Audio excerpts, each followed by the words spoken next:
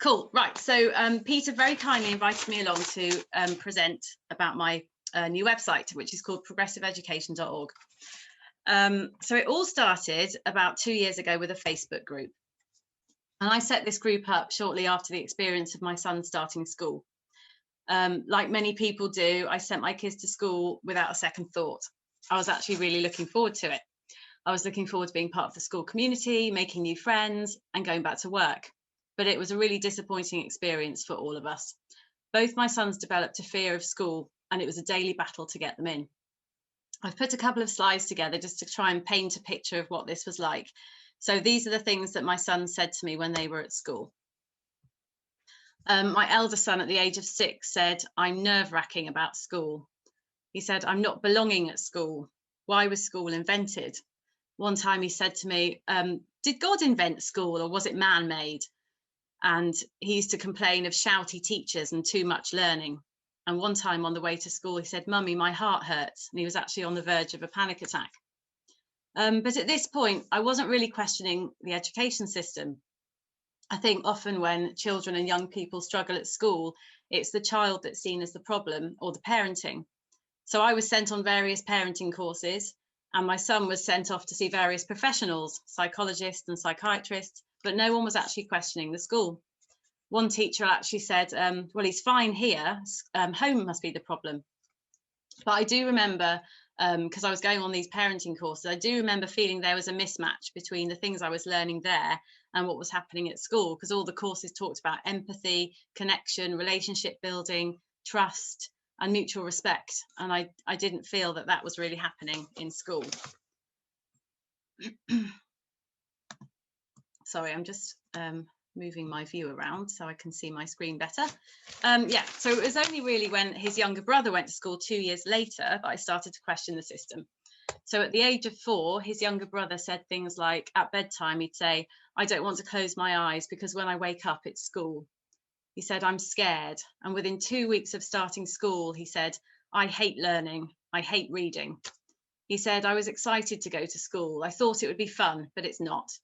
And one time on the way in, he was so nervous about school. He was nervous about a phonics class, and he said, "Sick has come up in my mouth." And it was really stressful. This went on for about 2 years until finally I listened to my kids. I'd started helping out at the school, and I saw firsthand what they'd been trying to tell me. So at the end of 2018, I deregistered my sons from school, and we've been home educating ever since. I had a meeting with the head teacher shortly before we left, and he actually admitted to me that their strapline of learning together and respecting each other was work in progress. So I knew I'd made the right decision. That was all just over 2 years ago now. And initially, I kind of panicked because, like I said, I'd been looking forward to my kids going to school, and I was meant to be going back to work, and everything had been turned on its head. So I set up a Facebook group. I hoped that the group would allow me to connect with like-minded people and that I'd be able to find out what my options were. And it turned out I wasn't alone. The group grew quite quickly, and we had 1,000 members within a couple of months. And we're now an international community of nearly 4,000 people. We've got members from all over the world, including teachers, academics, psychologists, researchers, parents, and founders of progressive schools and learning communities. And it's been amazing. It's been amazing for me anyway. It's been a huge support. It can be quite lonely going against the grain and doing something unconventional. So it's been kind of a lifeline for me. And I've learned loads. Lots of articles get shared, TED Talks, books, websites, podcasts, blogs, events and campaigns. And I thought it was really important to share everything that I'd learned so that others could benefit too. So in March last year, I set up a website.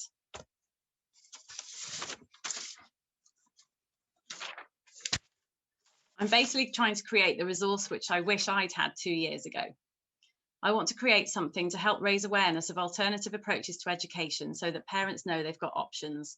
Many people don't even know that home education is legal, and many people think Montessori is just an approach for kindergarten. I've not met anyone where I live who's even heard of democratic or self-directed education. So I want to normalise these approaches because even when people have heard of them, the perception is that they're alternative or for others. They're not seen as credible choices. And that doesn't seem right, seeing as many progressive approaches have their roots in children's rights and social justice. So I've put together a list of progressive approaches which sit outside of conventional schooling. And there are 10 that I've got on there in total, and each one links through to further information, book lists, websites, and social media platforms that people can join. So I've just listed home education, world schooling, flexi schooling, forest school, Montessori, Reggio Emilia, democratic and self-directed education, Steiner, online schools, and small schools. And I'm referring to each one of them as progressive. And I know this might be a bit controversial to some people because progressive education means different things to different people. But for me in the website, I'm using the dictionary definition. So this definition here comes from dictionary.com, and it's referring to looking to the future, improvement and change. I've also put together a directory, and it's a directory of schools and learning communities categorised by approach. It's just UK at the moment, but I'm looking into how it could potentially be expanded in the future. And there's also a jobs directory and an events directory. And that was initially all I planned for the site. I wanted people to be able to find out what their options were and where they could find them. But then I figured it's all very well taking kids out of the system, but what about the ones that are still in it? So there's a get involved section, which has campaigns, and a support for schools section. The campaign section lists initiatives people can get involved with to help transform or reform the education system. It includes campaigns working to raise the school starting age, campaigns working on mental health and well-being, social justice, and campaigns striving to change the way students are assessed. And there's a school support section which lists initiatives that schools can get involved with to enhance the student experience. And it includes initiatives around children's rights, outdoor learning, free play, democracy and student voice, and self-managed learning.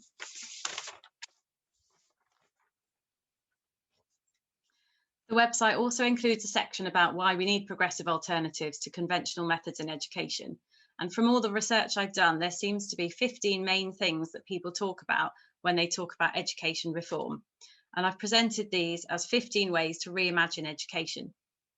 A lot of them are interrelated, but I think it's useful just to have them in a list so that you can kind of see them at a glance. So each one of these on the website clicks through to more information to back it up from TED Talks, articles, research, books, and other websites. So I've got things like raising the school starting age, prioritising play, having mixed age groups with mixed abilities, eradicating standardised testing, valuing creativity and innovation, prioritising mental health and well-being, valuing democracy and mutual respect, valuing self-directed education and broadening the curriculum, reducing the time spent in formal learning, enhancing teacher training, reducing class sizes, more parent-teacher collaboration, focusing more on life skills, and basically creating a new model entirely for the 21st century. This section is important, I think, because often when parents want to take their kids out of school, there are lots of people that need convincing, like partners, family, and friends. And I definitely would have found this useful 2 years ago. I guess it's important to say that I'm not an expert. I'm not a teacher and I don't work in a school.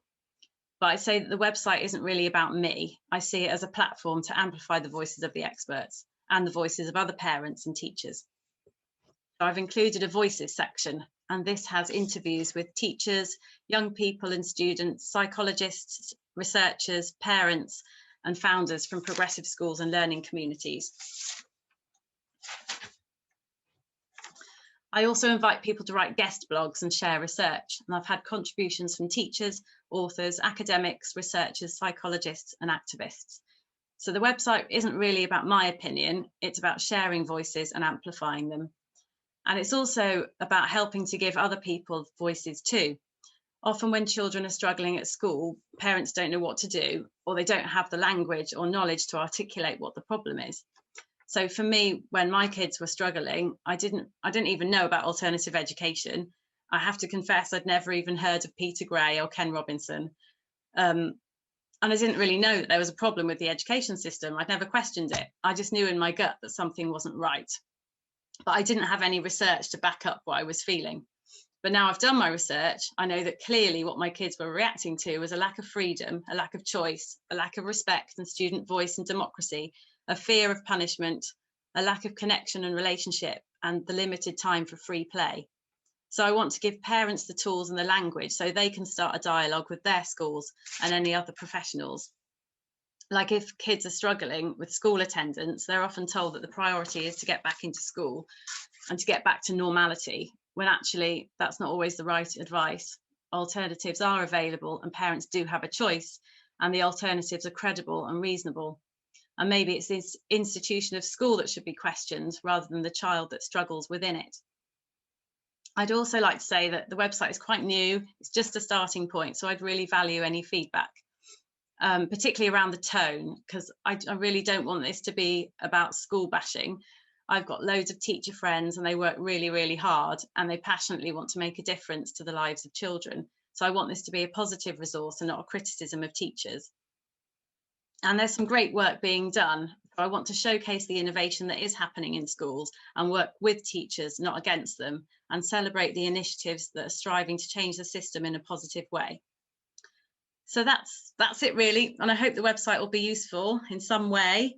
And please do get in touch if you'd like to submit an article or if you've got research to share. Get in touch if you'd like to be interviewed for the Voices section. And if you've got a job or event you'd like to share, then let me know. Just drop me an email. The email's on the slide there.